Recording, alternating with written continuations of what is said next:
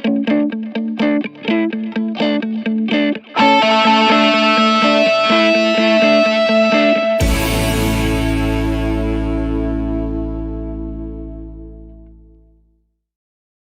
में से कितने लोग हैं जिनकी इंग्लिश बहुत अच्छी है, जो पूरे कॉन्फिडेंस से इंग्लिश बोल सकते हैं? सोच लेना, मैं यहाँ पे बिठा करके बुलवाऊंगा, सोच लेना। कुछ का ऐसे ऐसे नहीं, ये थोड़ा ज्यादा हो रहा है, इतनी अच्छी भी नहीं है।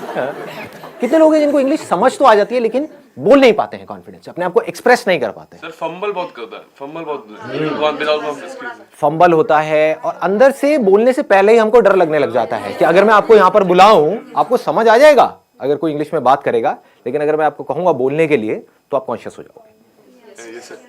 जितने हम फ्लुएंटली हिंदी बोलते हैं उसी कॉन्फिडेंस से हम इंग्लिश में बोलते हैं। उस कॉन्फिडेंस से हम नहीं बोल पाते, तो उस कॉन्फिडेंस से कैसे बोलें? That is the challenge. Problem पकड़ में आ रही है ना?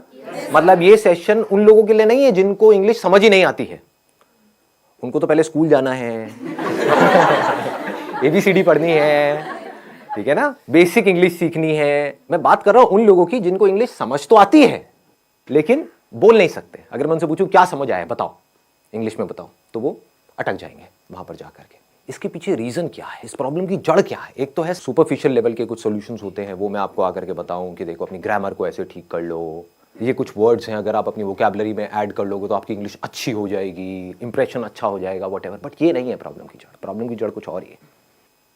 पहले हमको समझना पड़ेगा हम करते क्या है। हम कोई कहीं पर कुछ गलती कर रहे हैं और वो गलती कोई डीपली समझता नहीं है कि वो गलती क्या है। अगर वो हमको पकड़ में आ जाए तो हम इस प्रॉब्लम का सोल्यूशन निकाल सकते हैं।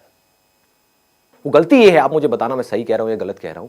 वो गलती ये है कि जब आप हिंदी में बोल रहे होते हो तो हिंदी में ही सोच रहे होते हो, उसको ध्यान से सुनना, और हिंदी में ही बोल रहे होते हो। लेकिन जब इंग्लिश में बोलते हो तो पहले हिंदी में सोचते हो, फिर इंग्लिश में कन्वर्ट करते हो, फिर बोलते हो। यस और नो? ये प्रॉब्लम की जड़ है। अगर किसी तरह से हम इसका सॉल्यूशन निकाल लें फिर इंग्लिश आपकी फ्लुएंट हो जाएगी, फिर आपको इंग्लिश बोलने में कॉन्फिडेंस आ जाएगा। यानी कि आप इंग्लिश में ही सोचो और बोल दो, वो जो बीच का गैप है वो हट जाए, ज्यादा सोचना ना पड़े। तो अब ऐसा क्यों होता है कि हम हिंदी में सोचते हैं और इंग्लिश में बोलते हैं? हम कन्वर्ट करके क्यों बोल रहे हैं? हम डायरेक्ट क्यों नहीं बोल पा रहे? जबकि वर्ड्स हमको पता है कि इसको ट्री बोलते हैं, इसको बॉटल बोलते हैं, इसको संदीप बोलते हैं, व्हाटएवर इट इज, ठीक है, आपको पता है, लेकिन उसको हमको कन्वर्ट क्यों करना पड़ रहा है? क्या जड़ है? आराम से सोचना, जल्दी में एकदम से बोलना मत, आराम से सोच करके बोलना। बताइए सर। एनवायरमेंट हमारा ऐसा है, हमारी अपब्रिंगिंग ऐसी है कि बचपन से जो हमारी हैबिट है, habit is the right word, कि हमारी हैबिट पड़ी हुई है हिंदी में सोचने की और हिंदी में बोलने की। तो ये सारा आदतों का खेल है। अगर डीपली हम समझ पाए कि हिंदी हमने कैसे सीखी और उन फंडों को अगर हम यहां पर अप्लाई कर पाए तो काम हो जाएगा, मतलब बड़ी आसानी से हो जाएगा। एक है लंबा प्रोसेस कि आप किसी इंस्टीट्यूट में जाओ, वहाँ पर जा करके स्टेप बाय स्टेप सीखो, एक एक करके आपको बताएंगे वर्ब क्या होती है, एडजेक्टिव क्या होता है, नाउन क्या होता है, ये क्या, उसी में आदमी पागल हो जाएगा। एक तो पहले ही वर्ड्स को कन्वर्ट करना पड़ रहा है, साथ में ये भी देखना पड़ रहा है ये नाउन है, एडजेक्टिव है, वर्ब है, मैं सही बोल रहा हूँ गलत बोल रहा हूँ, हो गया ना? और ज्यादा कॉम्प्लिकेटेड हो जाएगा। तो सीख भी सकते होगे तो नहीं सीख पाओगे, अगर सीख भी जाओगे अंदर ही अंदर तो बोल नहीं पाओगे, क्योंकि अंदर और खचड़ पचड़ हो गई।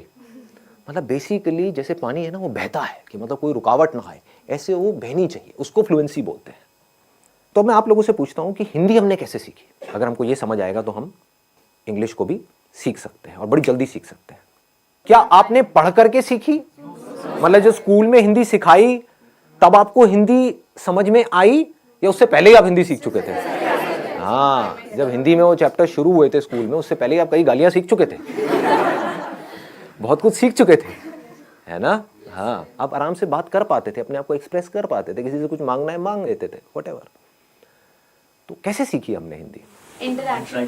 इंटरैक्शन करके। लेकिन इंटरैक्शन, हमें तो हिंदी आती ही नहीं, हम इंटरैक्ट कैसे करें? इंटरैक्शन तो तब होता है जब दोनों लोग दोनों तरफ से इंटरैक्ट करें। तो पहले स्टेप में क्या हुआ था? ऑब्जर्वेशन। एब्सोल्युटली। मतलब हम लोगों को ऑब्जर्व करते रहते थे और कॉपी करते थे, इमिटेट। जैसे नकलची बंदर, आपने एक वर्ड सुना होगा, कभी किसी बंदर के सामने जाओगे, ऐसे ऐसे खुजाओगे, उल्टी सीधी हरकतें करोगे, व्हाटएवर, तो बंदर भी वही करने लग जाएगा। तो उस बंदर में और इंसान में ज्यादा फर्क नहीं है, आपको पता है, आप भी पहले बंदर ही थे, राइट? और कुछ लोग तभी बंदर हैं। तो हमने कैसे सीखा? जो भी हरकतें बड़ों को करते हुए देखा उसको कॉपी किया। वो बोल रहे हैं तो हमने भी वो बोलने की कोशिश करी, चाहे टूटा फूटा बोला, जैसा मर्जी बोला, लेकिन बोला।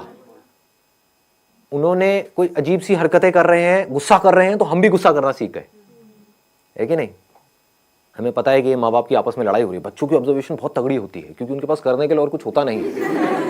बैठे बैठे बस देखते रहते हैं, तो बच्चे ऑब्जर्व करते रहते हैं माँ बाप आपस में कैसे लड़ रहे हैं, कैसे माँ लड़ करके अपनी बात मनवा रही है बाप से, तो बच्चा वहां से सीख लेता है। बच्चे को समझ आ जाता है, अच्छा मुझे यही कुछ करना पड़ेगा, ऐसे नहीं मानने वाले, है ना? तो बच्चा टेंट्रम करना सीख जाता है और फिर उसको वो चीज मिल जाती है तो फिर अगली बार और टेंट्रम करता है, और ऐसे ही हम सीखते हैं। तो कहने का मतलब है हम हिंदी कैसे सीखे? देखते रहे, समझ नहीं आ रहा था क्योंकि जब हिंदी आती ही नहीं तो समझ कैसे आएगी, बट धीरे धीरे हम ऑब्जर्व करते रहे, समझते रहे कि जब ये इस तरह के वर्ड्स मुंह से निकलते हैं किसी के, तो उसके बाद में एक्शन क्या होता है, उसके साथ में क्या जुड़ा हुआ है। टॉय, तो इमीडिएटली हमको समझ आया इसको टॉय बोलते हैं, है ना? तो वहां पर बहुत सारी कंफ्यूजन भी होती है बच्चों के अंदर, क्योंकि वो कई बार गाड़ी को भी टॉय बोल देते हैं। क्यों? क्योंकि अभी क्लियर नहीं हुआ है कि टॉय क्या है।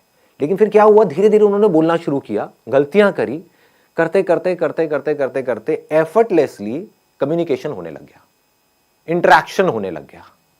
उस इंटरेक्शन से क्या हुआ कि अब वो जो सोच रहे थे वही वो बोल रहे थे, वहां पर कोई कॉन्फ्लिक्ट नहीं था। बच्चों की यही खास बात है, बच्चों के अंदर कोई फिल्टर नहीं है, दिस इज द ब्यूटी, इसीलिए बच्चे बड़ी जल्दी सीखते हैं। तो पहला स्टेप हमको पकड़ में आ गया, ऑब्जर्वेशन। दूसरा है प्रैक्टिस। अब यहां पर एक बहुत बड़ी प्रॉब्लम है, वो आप बताओ मुझे क्या है? प्रैक्टिस करने में, प्रैक्टिस करे कहां और किसके साथ करें? आप समझ गए ना? हमको पता है ये सारी बातें, लेकिन हम एक पॉइंट पे जाकर के अटक जाते हैं, उसके आगे नहीं बढ़ पाते। अब मैं उसके और एक लेवल डीप में जाने वाला हूं। प्रैक्टिस कहां करें, किसके साथ करें, कैसे करें? दोस्तों से करोगे तो वो माँ बहन की गालियां निकालने लग जाएंगे, है कि नहीं? घर में आप किसी से बात करोगे, अपनी मदर से करोगे, तो आपकी इंग्लिश जो बची खुची है वो भी खराब हो जाएगी। बड़े अंग्रेज आए। हाँ, बड़े अंग्रेज आ गए हैं जी। क्या हो गया? हिंदी हमारी मातृभाषा है, इंग्लिश सीखना जरूरी थोड़ी ही ना है। उनको बोलो ठीक है इंग्लिश सीखना जरूरी नहीं है, लेकिन ये जॉब है, वहां पर इंटरव्यू होने वाला है, वो इंग्लिश में होने वाला है। बोलना अपने घर वालों को, अगर कोई बोलता है ना ऐसी कोई तकियानुसी बातें करते हैं कि हमारी हिंदी मातृभाषा है और इंग्लिश सीखना जरूरी नहीं है, तो उनको बोलो ठीक है फिर तो इंटरव्यू भी देना जरूरी नहीं है, नौकरी भी करना जरूरी नहीं है। हाँ, बेचो अपना घर, एफडी कराओ, मजे से रहेंगे। खाना ही तो खाना है, उसके लिए नौकरी क्या करनी है? आपका घर है तो सही, बेच देंगे, एफडी करा देंगे, किराए पे रहेंगे। ठीक है जी, पकड़ में आ रही है बात? प्रैक्टिस कैसे करोगे जी? मैक्सिमम जितना एक डे में बोल सके, नॉर्मल भी कन्वर्सेशन कर। किससे बोलोगे? सब्जी वाले से बोला तो वो गड़बड़ हो जाएगी। टेक दिस तेरी लगाऊं कान के नीचे, तो गाली निकालती है मेरे को। The moment we speak in English to our friends, they say क्यों फॉर्मेलिटी क्यों कर रहे हो भाई? राइट, फॉर्मल क्यों हो रहे हो? फॉर्मेलिटी क्यों कर रहे हो और क्या जरूरत है? मुझे तो इंग्लिश आती है, आती किसी को भी नहीं है, समझ गए ना? समझ आती है, बोलने में कोई भी, सारे पैदल हैं। और कई बार वो हंसते भी हैं। जब कई बार क्या, हमेशा ही हंसते हैं। अपने गर्लफ्रेंड बॉयफ्रेंड से बोलोगे वो मजा ही नहीं आएगा, फीलिंग ही नहीं आएगी ना। हिंदी वर्ड्स में जो फीलिंग है, इश्क, ये वर्ड इंग्लिश में कहाँ मिलेगा? लव में वो मजा थोड़ी है। हाँ, प्यार, मोहब्बत, सारी फिल्में ऐसी देख देख करके हम बड़े हुए हैं। दिलवाले दुल्हनिया ले जाएंगे, You'll be my bride, you know? इसमें मजा नहीं आएगा, तू मेरी दुल्हन बनेगी। क्या प्रेम रोग? ये पिक्चर देख देख के आप बड़े हुए हो। ओ भाई साहब, सारे प्रेमी बैठे हैं यहाँ पर, हैं बड़े बड़े हैं। बढ़िया है जी। बताओ जी, ऑप्शन बताओ। It's a good idea. आप लिख सकते हो, मतलब डेली बेसिस पे अपनी एक डायरी लिख सकते हो कि क्या हुआ आज मेरे साथ में पूरे दिन में। उसमें मज़ा भी आएगा, और उस डायरी को जब आप एक साल बाद पढ़ोगे तो अपने ऊपर बड़ी हंसी भी आएगी, क्योंकि उस टाइम पे जब आप लिखना शुरू करोगे तो इंग्लिश बड़ी कमाल की होगी। ये मैं स्कूल में लिखता था, अब मैं बता नहीं सकता उसमें मैं क्या क्या लिखता था, बट अब मैं देखता हूँ तो बहुत हंसी आती है। मतलब कमाल की इंग्लिश होती थी, पता नहीं क्या का क्या मैं बनाता था, क्या क्रिएटिविटी, सारी क्रिएटिविटी उसमें चली जाती थी, है ना। तो this is a good idea कि आप लिख सकते हो अपने जो थॉट्स हैं, सुबह से रात तक जो भी कुछ किया है, क्योंकि लिखने के चक्कर में क्या होगा, आपको पहले सोचना पड़ेगा। सोच करके ही तो लिखोगे, बिना सोचे कैसे लिखोगे। तो this is a good idea. और बताओ व्हाट एल्स। सर हम उनसे बात कर लेते हैं जिनको हिंदी आती ही नहीं। जिनको हिंदी आती ही नहीं है, कैसे करोगे बात? फेस टू फेस, जैसे चाइनीज हो गए या फिर जो भी जिनको हिंदी आती नहीं है, अफ्रीकन हो गए। और ऐसे लोग contact What's your name? Tell me. Chinese से मत करना भाई साहब, नहीं नहीं। ऐसा कोई तरीका जो फिल्टर ना हो, जैसे अभी डायरी का ऑप्शन दिया, उसमें हम प्रैक्टिस कर रहे हैं, लिख रहे हैं, अपनी डे टू डे लाइफ के बारे में लिख रहे हैं, लेकिन सोच सोच के लिख रहे हैं, वो फिल्टर आ रहा है, वो फिल्टर को कैसे रिमूव करना है, ये कोई तरीका? सोचना फिल्टर नहीं है, क्योंकि अगर अभी आप हिंदी भी बोलोगे तो सोच करके ही बोलोगे, वो बस इतनी जल्दी हो जाता है, हमको एकदम से पता नहीं लगता है। जैसे आप एक मूवी देखते हो तो एक सेकंड में 25 फ्रेम निकल गए हैं, और हर फ्रेम में मिलियंस ऑफ पिक्सल्स हैं, इतना डेटा एकदम से निकल गया है। हमें लग रहा है एक सेकंड वीडियो का निकला है, एक सेकंड नहीं निकला है, वो 25 फ्रेम्स है, तेज निकल गए तो हमें लग रहा है स्टिल नहीं है, वीडियो है। ऐसे ही जब आप हिंदी बोलते हो तो ये मत समझो बिना सोचे बोल रहे हो, लेकिन हो क्या रहा है, आपने सोचा और बोला। सोचना प्रॉब्लम नहीं है, क्योंकि बिना सोचे तो आप बोल भी नहीं सकते। हाँ, मैं आपसे पूछता हूं वेदर कैसा है, आप यही बोलोगे वेदर अच्छा है, ना ज्यादा ठंड है ना ज्यादा गर्मी है। ये वर्ड्स कहां से आए? जो आपने एक्सपीरियंस किया, जो फील किया, उसके साथ में कुछ वर्ड जुड़े हुए हैं। वो सारे जो वर्ड जुड़े हुए हैं वो सब हिंदी में जुड़े हुए हैं। तो उस फीलिंग को, उस एक्सपीरियंस को आप फ्लुएंटली एक्सप्रेस कर पा रहे हो, क्योंकि उसके साथ में वो वर्ड्स पड़े हुए हैं। इंग्लिश के भी पड़े हुए हैं, इसको ध्यान से समझना जो चीज मैं बोल रहा हूं। हिंदी के भी पढ़े हुए हैं, इंग्लिश के भी पढ़े हुए हैं, बट आप हिंदी फ्लुएंटली बोल पा रहे हो, इंग्लिश नहीं बोल पा रहे। क्यों? क्योंकि आप सोचते, अब इसको ध्यान से समझना, क्योंकि आप सोचते ही हिंदी में हो, और आप हिंदी से इंग्लिश में कन्वर्ट करके फिर बोल रहे हो। कुछ ऐसा हो जाए, अगर आप सोचना ही इंग्लिश में शुरू कर दो तो क्या होगा? Problem solve. हैबिट आपकी अभी पड़ी हुई है हिंदी में अंदर सोचने की। सुबह से रात तक आप करते क्या हो? कभी नोट करना, कहीं पर अकेले बैठे हुए हो, कभी पढ़ रहे हो, पढ़ते पढ़ते एकदम से पढ़ाई से ध्यान हटा, बैठ करके कुछ सोच रहे हो, कुछ गड़बड़ हुई घर में, उसके बारे में सोच रहे हो, सोने से पहले कुछ थॉट चल रहे हैं माइंड में। थॉट है क्या अगर बोलना नहीं है तो? कभी ध्यान से अपने थॉट्स को देखना। थॉट्स में अगर वर्ड्स नहीं है तो थॉट भी नहीं है। बिना वर्ड्स के सोच के दिखाओ, किसी ऐसी चीज के बारे में सोच के दिखाओ जिसका कोई वर्ड माइंड में पड़ा ही नहीं है। इम्पॉसिबल। हमें यह लगता है कि बात करना या बोलना मतलब सिर्फ आपसे मैं बोल रहा हूं, आपसे बात कर रहा हूं, इसको बात करना कहते हैं। अजी नहीं, जो हम अपने अंदर सुबह से रात तक बोलते हैं, एक्चुअल में वो बात करना है। अगर अपने अंदर ही अंदर आप इंग्लिश में बोलते रहो, ये आपके हाथ में पूरा कंट्रोल है, या और कुछ नहीं तो शुरू में इंग्लिश और हिंदी को मिक्स कर दो अपने माइंड के अंदर, तो धीरे धीरे आप देखोगे, नहीं भी चाहोगे तो मुंह से वो ही निकल रहा होगा जैसे थॉट चल रहे होंगे। It is called habit. कितना सिंपल है, मतलब समझ गए ना कि अकेले में आप कहीं पर बैठे हो तो बैठ करके सोच रहे हो कि मुझे ये करना है। Think in English. अगर आप अंदर सोचने की प्रैक्टिस नहीं करते और सीधा बोलने की प्रैक्टिस करते हो तो नहीं बोल पाओगे, अटक जाओगे, बार बार गलतियां करोगे, और जितनी गलतियां करोगे उतना ही आपका मजाक उड़ेगा, उतना ही आप कहोगे छोड़ो मेरे को नहीं बोलना। तो इंग्लिश में सोचना है, इंग्लिश के वर्ड्स में सोचना है। ये पूरा कंट्रोल आपके हाथ में है। चाहो तो कर सकते हो, कोई आपको रोक नहीं सकता है, आपको कोई और चाहिए भी नहीं है, अपने अंदर ही अंदर। एंड मोस्ट इंपॉर्टेंट, यहां पे एक सेकेंड ना, in most important, use simple words. यहां पर हम जाकर के फंस जाते हैं। कुछ ज्यादा कॉम्प्लिकेटेड वर्ड्स बनाने की जरूरत नहीं है अपने माइंड में जो आप सोच रहे हो। बड़े आराम से सिंपल वर्ड्स। क्योंकि उसमें क्या होगा, फ्लुएंटली आपकी आदत पड़ जाएगी इस तरह से सोचने की। तो अब एक छोटा सा काम करते हैं यहाँ से, बजाय कल के ऊपर डालने के, आज से और अभी से इसकी प्रैक्टिस करते हैं। आपको जो भी बोलना है या मैं जो भी बोलूँगा इंग्लिश में बोलेंगे, एटलीस्ट कुछ तो प्रैक्टिस होगी ना से तो हाँ है, वैसे आधा घंटे में कुछ होने वाला नहीं है लेकिन at least something is better than nothing. सोच सोच करके नहीं बोलना है, बोल देना है जो भी अंदर से आ रहा है। Sir, what we can do at our home is that we can ask our mother or father that you can give us any topic, any XYZ topic such as dog, water, anything, and we just have to speak for a minute on that topic. Extempore basically. So once a week, even if we do it. And we don't need to use these kind of words like extempore or whatever it is. So now what is going on is, like say we can have a practical demo as in what we need to do and what we don't need to do. And even if you commit some mistakes, it does not make any difference. My English is also not that good, but how does it matter? If there are people who are making fun of you, they are just giving a boost to their own ego. If you go and speak in English with a foreigner, they will never make fun of you.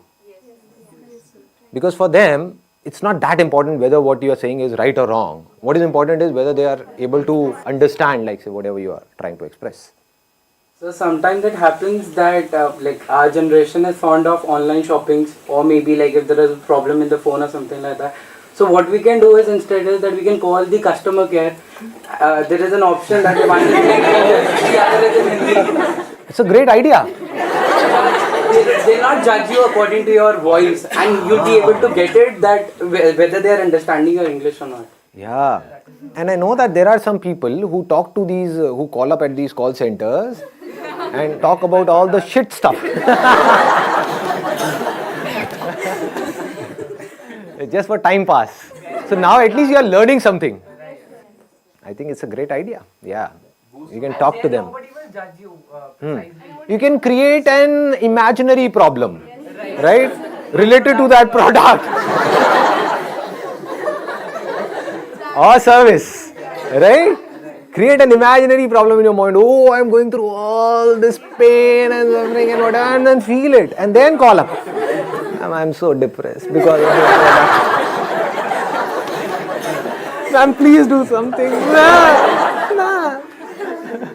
You'll get to know that whether they are like able to understand what you're trying to. They will understand. They have to understand because it's their job. The job of your friends is to make fun of you, point out your mistakes. This is where you are wrong, whatever. So it's all about right and wrong. But their job is not to tell you that your English is right or wrong. Their job is to understand whatever you are saying and then give you a solution. There are some things in life where you can't afford to be mechanical. You need to put some conscious effort in it. You need to think, okay, what is it that I need to do? There is a problem. I need to figure out a solution. So here you need to consciously think about that particular problem and need to come out with a solution. So when you are busy, just try to understand the depth of this. When you are busy with finding the solution to a problem, you're so busy and so occupied that you're not concerned about being right or wrong. When we are busy in something, then we are not thinking too much about it. For example, you must have noticed, if you're speaking with a foreigner, some of your relatives or whatever, like say they are from UK or US and they've come to India at your home, and you're talking to them in English. Do you see what I'm saying? Now you're so busy in talking to them, you're not thinking about being right or wrong. So if you're trying to find out the solution of the problem which is right now there on the top priority, you would see the whole of the energy is going in finding out the solution. So this English will start coming out effortlessly. These thoughts, these words in English will start coming out effortlessly because this is what you desperately want and need. This is the power of our mind. I'm going in a different dimension. Like say, if your mind has to do something, if you are in a situation, for example, if there is a mother and a child, and the mother says, no, I don't have that much of energy in my body or whatever it is, right? But the moment her child is in danger, she will have so much of energy that she will be able to fight with 10 people, all by herself. How was this energy released? Whenever there is a problem which is huge, then the mind releases energy to find out a solution. And mind has the power to do anything and everything. Interesting, no? Try to find out the solutions of the biggest problems in your life in English. That will take care of this problem of learning English. So, you will not have to put in effort to learn English. You will learn English automatically. As you learnt Hindi automatically. It's easy. It's easy. It's simple. Yeah. The major thing that discourages us to speak is like being judged by people. And like at the back of our minds, we always think what would the other person think about us. Let those people go to hell. Curse them in your mind. Stare करते हैं वो लोग गलत बोलते So English. Speak up with confidence. This is the key. You know what? Even if you're not confident, just pretend to be confident. Sir words mind में आ ही नहीं रहे हैं कुछ दिनों से घर पे हूँ तो माइंड बिल्कुल ऐसे हो चुका है हिंदी इंग्लिश के वर्ड्स तक नहीं आ रहे हैं एक्चुअली एग्जाम्स थे बस पढ़ाई वो सब ही चल रहा था तो सर वो चीज़ें ही नहीं आ रही माइंड में जो मुझे सब कुछ आता था वो भी मैं भूल चुकी ऐसा लग रहा है What are you saying? I'm not getting it. I'm not getting it. I told you English, girl.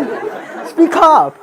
Sir मुझे बोलना क्या था मैं तो ये It's okay, no problem. Anything I else? think we stammer or get stuck while speaking because we get short of words while speaking and then we get short of thoughts also. So if we are in continuous, like we are reading or we writing anything, so we are not short of thoughts and consequently we are not short of words also. Right. So one is that we are reading and writing and something to do with conversation. One is reading or writing like mathematics or something to do with science, because these kind of words, or chemistry or biology or physics, these kind of words we don't use in our day-to-day conversation. So we need to read something or listen to something or go through something which is related to our day-to-day lives. So maybe you can watch Friends. This is one of my favorite, like Game of Thrones. I've heard a lot about it, but I don't know what it is. Go for Big Bang.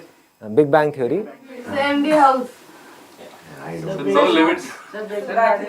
In my old age home, these things are not there.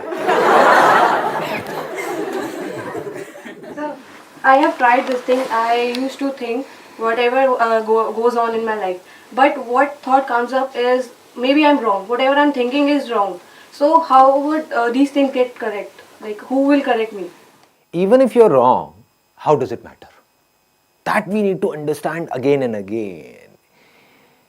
Initially, whatever we do, we will be wrong. This is the problem because of which most of the people are not able to do what they really want to do because they want to be right. This is a big trap. When you start doing something, anything for that matter, whether it is business or any kind of work or an art or a skill, what happens is we try to do it and we are not able to do it properly and we give it up. Even if you are wrong, it is not about a life or death situation. It is not Game of Thrones. Nobody is going to kill us or anything of that sort. At max, what can happen is, like, say, somebody will make fun of us. So what is happening is they are smiling, they are laughing. Right, because of us. So is it a problem or is it a good thing? Good thing. It's a good thing. Yeah, right. Because something good is going on because of you. Yeah. Whether they are laughing on your jokes or whether they are laughing on you, how does it matter? We need to say, okay, no problem, just keep doing it, keep doing it, keep trying, keep trying, keep trying. I think that is a key word. Keep trying, keep trying, keep trying. Sir, Dr. APJ Abdul Kalam has stressed on this thing that no matter what your age is, you should keep learning always. Right. And we need to understand all these things practically, not theoretically. One is theoretically, okay, I understood. Then what? You need to bring it in practice. That's where you need courage. That's the basic difference between a winner and a loser. Losers understand all these things. They would say, okay, I know all these things. Tell me something new. Abhe khachar. What will you do of something new? Even if you get more and more of new information, so-called new information in your brain, which is as good as dead because you're not using that information to do something, to bring it into action, what will you do with that information? They're just fond of information, which they think is learning, but that is not learning at all. Learning means getting some information and bringing it into practice. That is learning. The moment you bring something in practice, either you will succeed in it or you will fail. So whether you succeed or you fail, you need to let it go and keep on building your practice.